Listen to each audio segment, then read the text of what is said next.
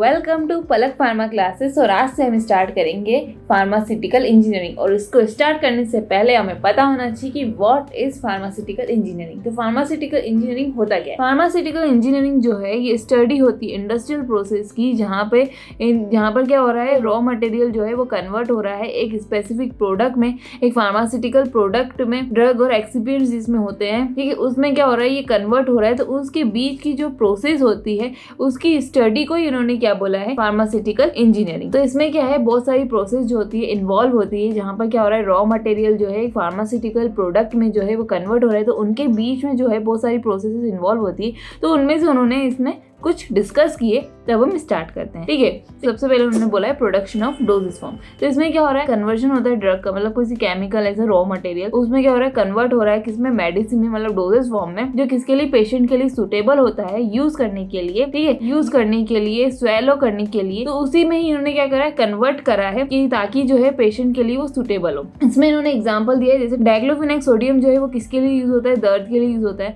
तो इसको इन्होंने क्या करा है कि पेशेंट की सुटेबिलिटी के अकॉर्डिंग, कि कितने किसी पेशेंट जो है वो सुटेबल हो रहे हैं, तो उसके अकॉर्डिंग इन्होंने क्या करा है, चेंज किया है। तो उसमें इन्होंने किसके फॉर्म में चेंज कर दिया, टैबलेट के फॉर्म में चेंज कर दिया, कैप्सूल के फॉर्म में चेंज कर दिया, सस्पेंशन के फॉर्म में चेंज कर दिया, इंजेक्शन के फॉर्म में चेंज कर दिया। ठीक है, फिर उन्होंने दूसरा एक्सप्लेन किया है production of bulk drug. Production of bulk drug में क्या हो रहा है कि ये क्या कर रहा है, एक केमिकल मटेरियल, एक रॉ मटेरियल जो किस में कन्वर्ट कर दिया, इन्होंने ड्रग में कन्वर्ट कर दिया, तो बल्क ड्रग में कन्वर्ट कर दिया। तो उसमें क्या हो रहा है, प्रोडक्शन होता है बल्क ड्रग का। उन्होंने एक एग्जाम्पल बताया है सैलिसिलिक एसिड। सैलिसिलिक एसिड को इन्होंने क्या करा, एसिटिलेटेड करा, और क्या ऑपरेंट किया, एसिटाइल सैलिसिलिक एसिड, मतलब सैलिसिलिक एसिड को अनहाइड्रेट एसीटेट के साथ रिएक्ट कराया और हमें क्या मिला, एसिटाइल सैलिसिलिक एसिड, मतलब एस्पिरिन मिला। तो ये क्या हो रहा है, ये क्या प्रोडक्शन करता है, बल्क ड्रग का प्रोडक्शन करता है। और इसमें हमें क्या मिल रहा है, इंटरमीडिएट मिल रहा है, जिसमें क्या हो रहा है, जो किसके लिए यूज हो रहा है, कमर्शियल स्केल में ड्रग को प्रोडक्ट करने के लिए यूज किया जा रहा है ना। तो इसमें इन्होंने इस एरिया में इसको इंक्लूड किया है। फिर उन्होंने तीसरा बोला है प्रोडक्शन ऑफ एंटीबायोटिक। तो प्रोडक्शन ऑफ एंटीबायोटिक में इन्होंने बताया कि जैसे ये क्या कर रहे हैं, ड्रग का मैन्युफैक्चरिंग कर रहे हैं, एंटीबायोटिक का मैन्युफैक्चरिंग कर रहे हैं, किसकी हेल्प से मैन्युफैक्चरिंग कर रहे हैं, माइक्रोब्स की हेल्प से मैन्युफैक्चरिंग कर रहे हैं। तो उसी को इन्होंने बताया प्रोडक्शन ऑफ एंटीबायोटिक। ठीक है, तो इस एरिया को इन्होंने बोला है फर्मेंटेशन टेक्नोलॉजी। तो इन्होंने इसमें एग्जांपल बताया, जैसे कि हमें पेनिसिलिन जी बनाना है, जो किसके लिए यूज हो रहा है, एंटीबायोटिक के लिए यूज हो रहा है।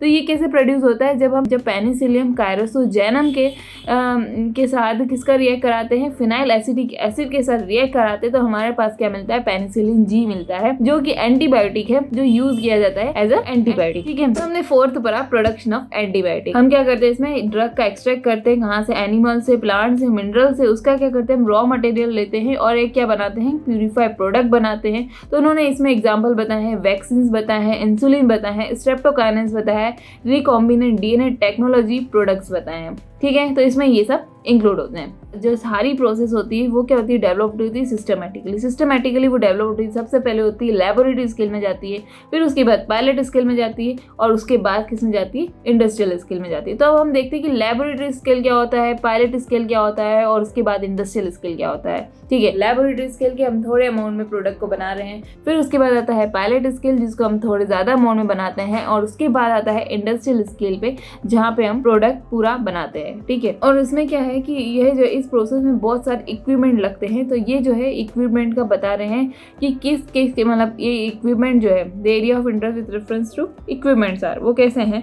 तो इन्होंने बताया design, fabrication, assembly, operation and maintenance. सबसे पहले वो क्या करते हैं, डिजाइन बनाते हैं, फिर उसके बाद उसको मैन्युफैक्चरिंग करते हैं, उसके बाद क्या करते हैं, उसको असेंबल करते हैं, उसके बाद उसको यूज करते हैं, ऑपरेट करते हैं, और उसके बाद उसको क्या करते हैं, मेंटेन करके रखते हैं। तो ये जो है इक्विपमेंट की प्रोसेस होती है। तो फिर क्या होती है कि हर प्रोसेस जो है इसे फॉलो करती है, इस टर्म्स को जो है वो फॉलो करती है, तो ही वो प्रोसेस जो है अच्छे से हो पाती है। तो उसमें कौन सी जो है वो प्रोसेस को फॉलो करते हैं, वो कौन सी होती है, इफेक्टिविटी होती है, एफिशिएंसी होती है, वैलिडिटी होती है, सेफ्टी होती है, और क्या होती है, इकोनॉमी होती है। तो अब हम इस पॉइंट्स को क्या करते हैं, हम डिस्कस करते हैं। तो हम सबसे पहले देखते हैं इफेक्टिविटी क्या होता है। तो इफेक्टिविटी जो है वो क्या होता है कि हम किसी प्रोडक्ट या किसी इंग्रेडिएंट की जो है हमें जो क्वालिटी चाहिए, हम उस क्वालिटी को देखते हैं, तो वही क्या होगी, इसकी इफेक्टिविटी। और एफिशिएंसी एफिशिएंसी मतलब अगर वो प्रोडक्ट जो हम बना रहे हैं उसमें हम मिनिमम वेस्ट मटेरियल लगे, मिनिमम टाइम लगे और कम से कम मनी लगे, तो वही क्या होगी, उसकी एफिशिएंसी। तो पॉपुलर मैनेजमेंट में उन्होंने बताया एफिशिएंसी का मतलब क्या होता है कि हम सही ढंग से डूइंग थिंग राइट, मतलब क्या है इसका कि हम उसको जो चीजें हैं उसको सही ढंग से करें, तो वो क्या हो गई, उसकी एफिशिएंसी हो गई। और इफेक्टिवनेस का मतलब कि हम जो चीज है वो सही चीज करें, ठीक है ना। तो डूइंग राइट थिंग, तो जो है डूइंग राइट थिंग का मतलब क्या है कि चीज सही करें, ठीक है, चीज सही करें। तो ये क्या हो गया, उसका इफेक्टिवनेस और एफिशिएंसी का मतलब ये हो गया। तो अब आता है वैलिडेशन। तो वैलिडेशन क्या होता है, वैलिडेशन की हम पहले डेफिनेशन पढ़ लेते हैं। ये क्या है, is defined as a procedure that demonstrate the ability of consistency producing a product with established specification under ideal condition. तो अब हम इसका मतलब समझते हैं। क्या वैलिडेशन क्या है कि प्रोडक्ट की या फिर किसी इंग्रेडिएंट की या फिर क्या डॉक्यूमेंट की वो क्या कर रहा है, एबिलिटी चेक करता है कि ये जो है सुटेबल है कि नहीं है, तो उसी को इन्होंने क्या बोला है, वैलिडेशन। फिर उसके बाद है सेफ्टी, ठीक है। तो सेफ्टी क्या है, ये क्या करता है, प्रोटेक्ट करता है प्रोडक्ट को, फैक्ट्री को प्रोटेक्ट करता है, एक्सीडेंट से प्रिवेंट करता है। हम कहीं पे भी अगर किसी भी इंडस्ट्री में जाते हैं तो सबसे पहली जो प्रोसीजर होती है वो यही होती है कि हम क्या पहने,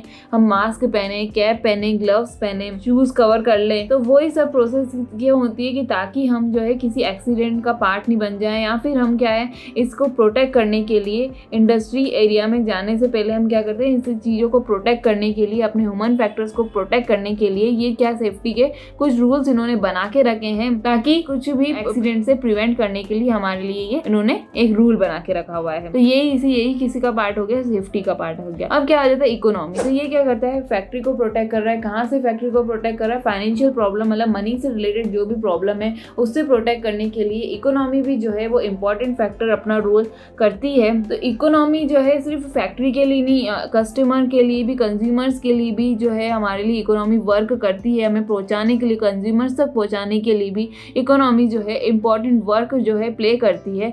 और जो स्टैंडर्ड ऑपरेटिंग प्रोसीजर है ये क्या करता है, हमारा क्वालिटी प्रोडक्ट बनाने के लिए हेल्पफुल रहता है। किसके साथ, इकोनॉमी के साथ। फार्मास्यूटिकल इंजीनियरिंग को हम इस चैप्टर में यही सब कुछ समझेंगे। अगर आपको हमारी वीडियो अच्छी लगी हो तो लाइक करें, शेयर करें एंड सब्सक्राइब करें। Thank you. और नेक्स्ट वीडियो में अब हम देखेंगे unit operations and unit process. Thank you.